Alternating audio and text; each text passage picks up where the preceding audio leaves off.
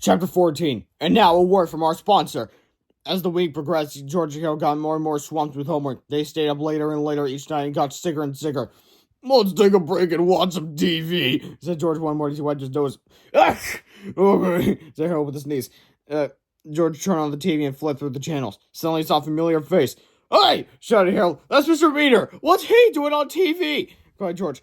He turned up the volume and the two boys watched Mr. Meter's commercial in horror. "Are your kids annoying? Do they find whining and complain all the time? Do they refuse to eat anything but macaroni and cheese? Are they sucking the life out of you? Well, Read-Aloud 2000 is here to help. Our scientifically proven formula will transform even the most willful child into an obedient, respectful, and hardworking angel. And Read-Aloud 2000 is a full day supply of vitamin C, so you can feel good about dosing your child with a narcotic never been tested for long-term effects. So turn your brat into a brown noser with Read-Aloud 2000. I knew something was wrong, said Harold, but it looks even worse than I had imagined. "We better go to school and get to the bottom of this," said George. "But we're sick," cried Harold. "I can't even breathe through my nose." "Me neither," said George, "but a kid's gotta do what a kid's gotta do." Chapter 15. Disguise Folly. George and Harold rummaged through their houses until they found what they needed. There was no way they were going to show up at school looking like themselves again. They learned that lesson in our last book. George and Harold needed a disguise and needed to be convincing. When they arrived at school, George changed into his costume behind the bushes and climbed onto Harold's shoulders. Then they headed into the building. Normally, any stranger entering Drumhorn's elementary school would need to sign in at the office and go through a security screening. But George and Harold noticed that things at school were a little more relaxed today. Their first clue was that there were no adults in the office. At least it looked that way. Upon closer inspection, they discovered that the school's secretary, Miss Anthrop, was sound asleep on the floor under her desk. God dang, her feet are her legs are hairy. What? Women's legs are not hairy. Men's legs are hairy. Because look at my leg. I'm at the tail end of puberty. I can feel the hair. You also see a beard and a near invisible mustache. But anyway, some third graders were giving her a foot massage while the 6th grade AV club was answering the phone and filing papers. "That's weird," said George.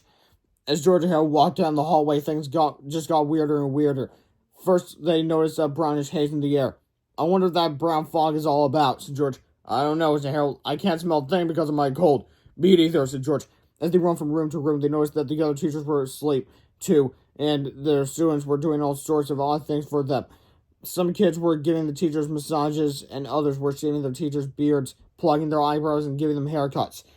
The mathletes were filing out the teachers' tax forms, while the shop kids were washing all the cars in the faculty parking lot. Finally, George and Harold reached the cafeteria, where several teachers were lying on the lunch tables, getting shiatsu massages and manipedis.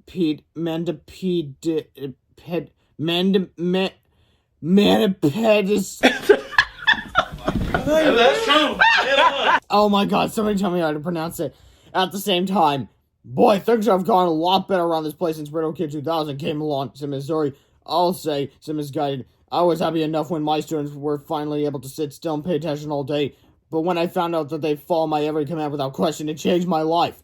"My too," said Ms. Erected. "I just sent my whole class over to my home. They're mowing my lawn, watering my garden, and painting my house as we speak." The three teachers all had a good laugh and drifted off into a relaxing, dreaming sleep. "Oh no!" cried George. "The teachers have turned all the kids into mindless servants." "We better get out of here before they turn us into servants too," said Harold. "Okay," said George with a wicked smile, "but first let's have a little fun." Chapter 16. Happy Pranksgiving. "If all the kids in school are blindly following the orders of adults," said George, "then maybe they'll follow our orders too, since we're dressed like an adult." "That makes sense," said Harold. "Let's order everyone to stop following orders." "Nah," said George. "We've already used that joke in this book. I've got a better idea." So George and Harold went around the school whispering new orders to all the students. First, they whispered some new orders to the kids who were giving out free shaves and haircuts. "Are you sure?" asked the children. "Of course I'm sure," said George. "I'm an authority figure." "Very well, sir," said the children. Next, they whispered some new orders to the kids who were filing out tax forms.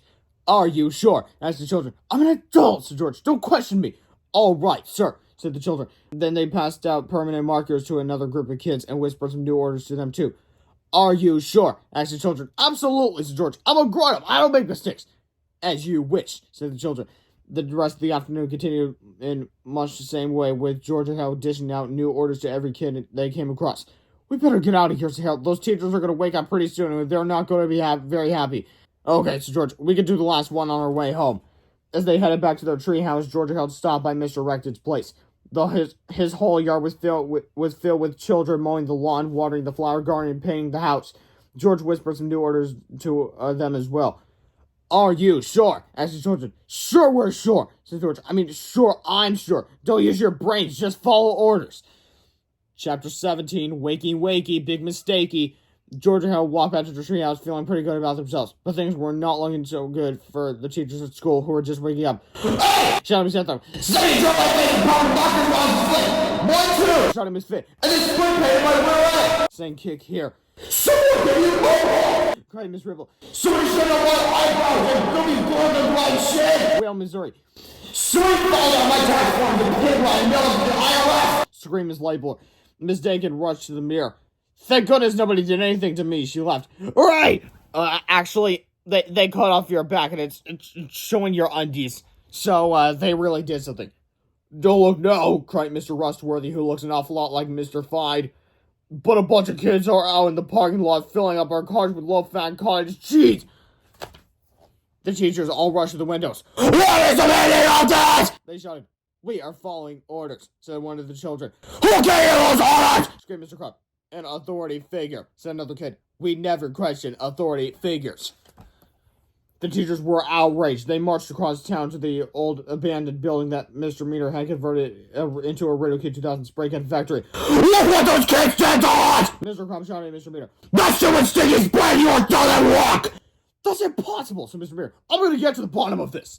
Chapter 18, Low-Fat Rider. Mr. Meter ran back to school, climbed into his low-fat cottage sheet-filled car, and drove around the city. Even with his massive intelligence brain, he still couldn't figure out what had gone wrong.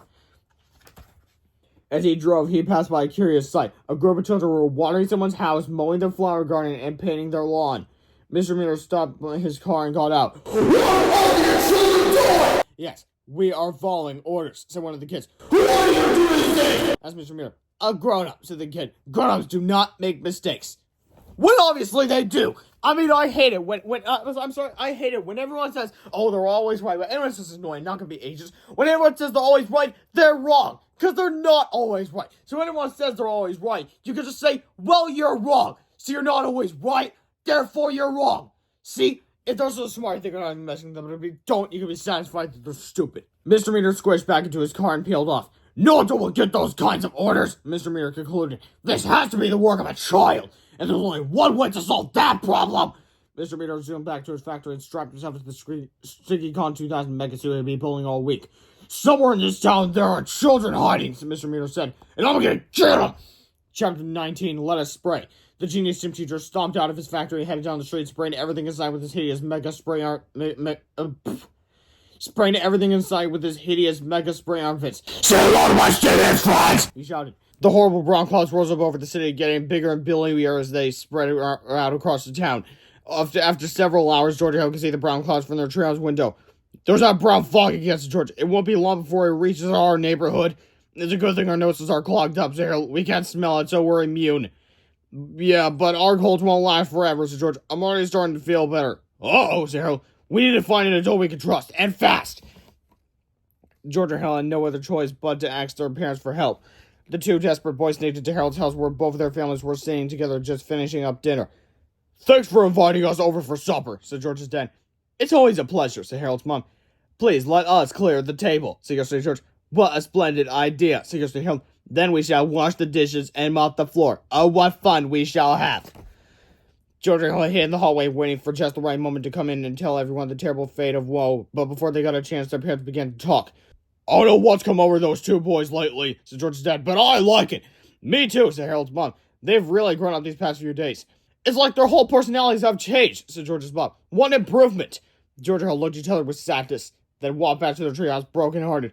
"Oh man," said Harold. "Our parents like the new versions of us better than they like the us versions of us. We're really going to have to find some adults we can really trust," said George. "But who?" cried Harold. "I've got an idea," said George. George and Harold ran across town through the choking brown fog until they reached Melvin's Neely's house.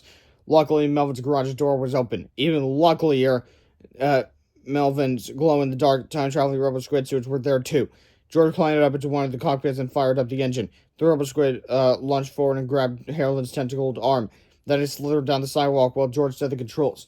You know, we really shouldn't be taking this, said Harold. It isn't ours. Technically, it is ours, said George. Melvin had only one of these things, and we made the second one. You can't steal something you made yourself, can you? That's a good point, said Harold. George started finishing the controllers and pressed the start button. The Robo-Squid suit shook and sputtered, then disappeared into a ball of blinding light. Chapter 20, away we go. Isn't that kind of a foreshadowing to Tippy's time-traveling controls confirmation switch? Anyway, George and Harold were instantly transported 20 years into the future. Quickly, they ran up to an old lady sitting with her 23-year-old son. Look, son, said the old lady. A jungle in the robotic squid is carrying a little boy in one of his tentacles. Sure it is, Mom, said her son. Listen, you need to take your medication every day, or it's not going to... Excuse me, said George. The 23-year-old looked up from his phone screen. Yes, George. Look, we need to borrow your phone. We're trying to locate George Beard. You mean the author? Said the guy. Did you say author? Cried George excitedly. Yeah, said the guy. Everybody knows George Beard. He writes those dominant graphic novels. Screamed George. He was so overcome with happiness he couldn't contain himself. The glow-in-the-dark time-traveling Robo-Squid suit jumped up and down, spun around, and danced a happy jig. I read graphic novels in the future! Screamed George. Oh yeah, I read graphic novels in the future! Settle down, cried Harold, who was starting to feel ill from all the dancing and jerking around. You're acting too crazy, man. Show a little self-control, okay? Sorry, said George, setting Harold down. You know where Mr. Beard lives? George asked the guy. Yeah, he lives up there on Echo Hills next to that graphic novel artist, said the guy. I think his name is, Harold Hutchins or something. Harold Hutchins or something! Screamed Harold as he jumped up and down, flipped somersaults, and ran around in circles like a crazy person. I illustrate graphic novels in the future! Oh, baby! I illustrate graphic novels in the future! Come on, Mr. Self-Control, says George. Let's go meet our future selves. Chapter 21. It's nice to meet me.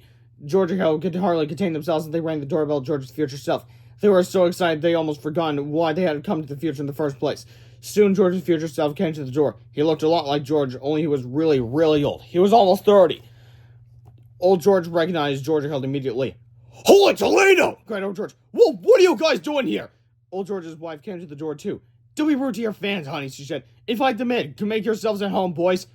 These are my fans, dear, said old George. They're us. Us who? Asked Mrs. Beard. It's Harold and me from when we were kids, said old George.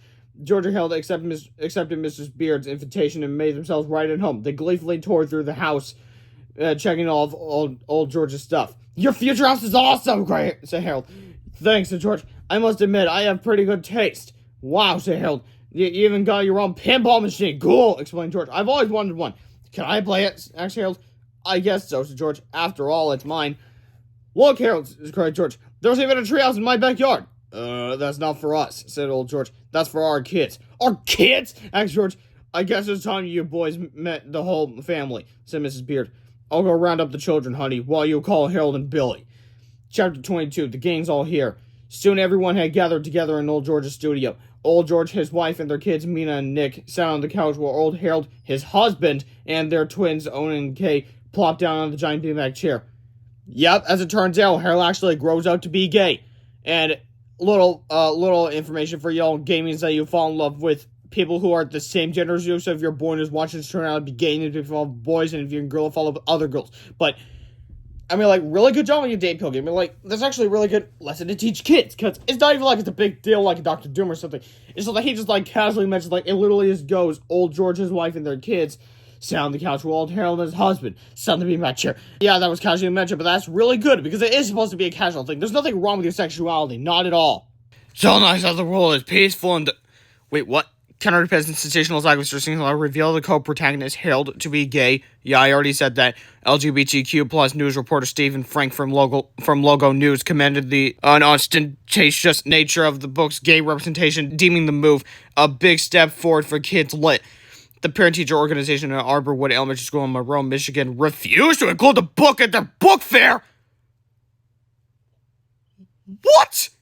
Can somebody... Like, am I missing something, or are they just really stupid? What's wrong with being gay? So if Pilkey made Harold have a wife, then that's fine. That's what being straight is fine. And that's called being gay? No, you can't be gay, guys. No one ever be gay.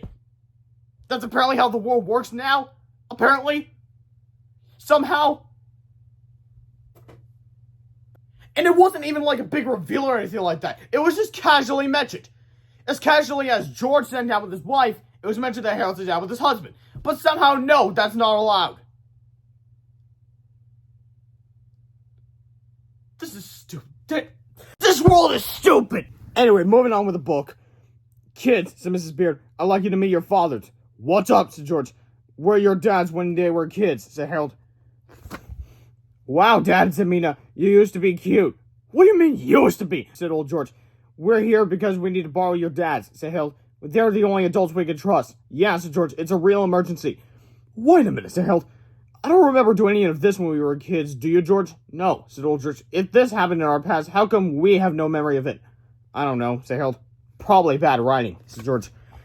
Well, if we're going to help you, we better get going, said old George. Let's boogie! But wait, said Harold. We need to finish our pinball game. Yeah, said George. And we haven't even read your graphic novels yet. I thought this was an emergency, said old Harold. How about just one chapter? Harold begged, please. Well, all right, said old Harold. George Harold grabbed a comic novel from the bookshelf, flipped it open, and started reading from a random chapter. Chapter 23, Dogman, the random chapter. No, Dogman! No! Bad Dogman! How would you betray us like this, Dogman? Because I'm not Dogman! Actually, I'm Pity, the world's most incorrigible cat. Pity, I thought you were dead. That's what I wanted you to think. But what happened to Dogman? Dogman is the one who is dead. My Venus flytrap monkeys have surely finished him off by now. And now, dear Converse, it's your turn to die. Whoosh, gunk. Hey, you broke my sword. You owe me $60. Crack, whoosh. It's just shoom. Alright. Give up or you want some more. Pow. Ah! So you want to play rough, eh? Behold the rage of fury in my rocket fist. Whoosh. Hey, you're not P, you're Mecha P. Mecha P, I thought he was dead. I thought you the thing, buck. And now you shall witness the defeat of the Bark Knight. Not if I can help it. Merely don't be a hero. Don't be a fool with your life. My mask. Hey, you're not Mecha P. No, this whole time it's been me, Flippy, the world's most sinister cyclogenetic fish. Flippy, I thought you were dead. That's what I wanted you to think. To be continued. Oh, and also, in this panel, Chief looks like he's from an anime or something. I'm serious, he has that anime mouth.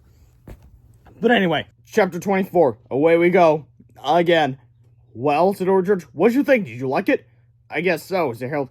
Yeah, said George, it was pretty good. For old people. Pretty good? Cried old Harold. Old people! Cried old George.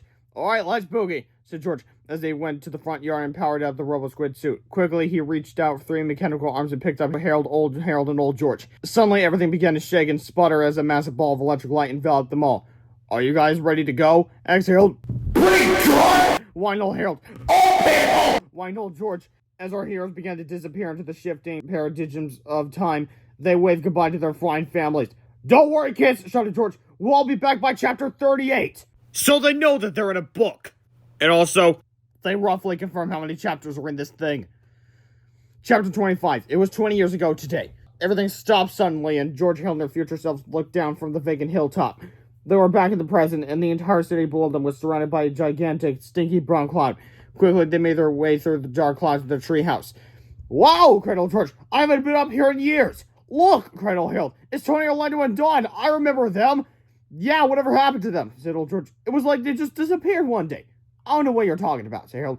They've always been here, ever since they hatched.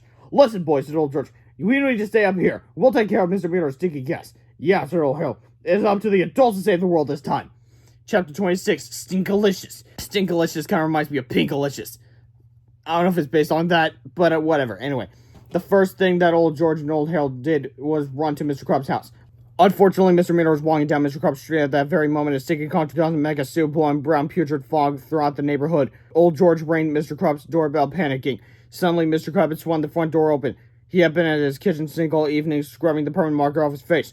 What do you people want? Shouted Mr. Krupp. We need the help of an old friend, said old Harold, snapping his fingers. Whoa! Said Mr. Krupp, screamed. Answer me! Old George and old Harold looked at each other in shock. It didn't work! Cried old Harold. They both stopped their fingers this time. Stop! Aye! Mr. Krupp screamed. Quit stopping your fingers in my face, you weirdos! Mr. Meter and Sticky Con 2000 Mega Suit were getting closer. The whole street shook with every forceful stomp of his metallic monkey feet. Old George and old Harold continued snapping their fingers feverishly. Why isn't it working? Cried old Harold as he snapped. It must be all that water that's on his face! Cried old George. That's gotta be what's keeping him from transforming! Listen up, you two cycles! Mr. Krupp screamed.